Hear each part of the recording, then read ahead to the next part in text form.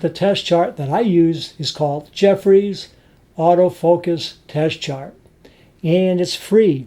You can go to his blog, or you can just do a search for Jeffrey's Autofocus Test Chart.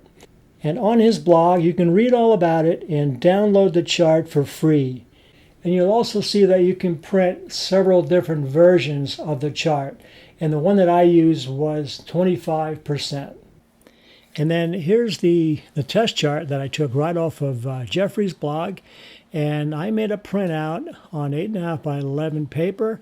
And using double-sided sticky tape, I mounted it onto a heavy board. And then I lifted it up a little bit, so when you shoot at it, you have quite a bit of distance, so your depth of field is going to be quite narrow. And I use my 70 to 200 millimeter Nikon lens, 2.8, that's what I shot at. And I also made sure that I was within the focusing distance of that lens. So I focused right on the center part, and that's the reason that you have that gray, because you can actually adjust it with your percentage of the gray that you're using, so it doesn't focus on the gray as much and it'll focus on the black more. But 25% seemed to work for me. So I focused on the black line, and I did this test several times, actually over several days, just to make sure I got the same result over and over. And it's a little bit hard to see here, but after I took the image, I opened it up in Photoshop and I magnified it several times, and I found that it was just a tiny bit back focusing. Probably okay within tolerance yet, but I figured what the heck, I did the test, so I'll make the adjustment. And then here's the way I made the adjustment.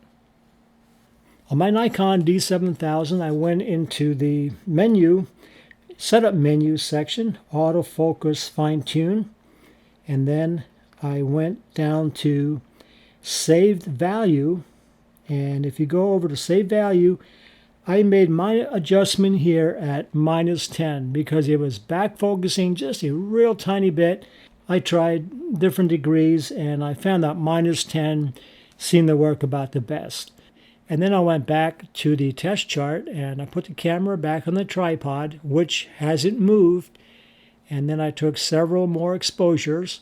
And then I opened the image in Photoshop again, magnified it many times so I can see, and that pretty much put it right on the money. And I saved it at -10, and that's really how easy it is to actually, you can make the autofocus fine-tune adjustments on all of your lenses if you have an autofocus issue. However, I always believe that if it ain't broke, don't fix it. But if you have a problem, why not get it as sharp as it could be? And I thank you very much for watching, and I sure hope this helped you. And please check out some of my other videos I have on my channel. And also, I think we have a lot of great information on my website, www.photofonz.com.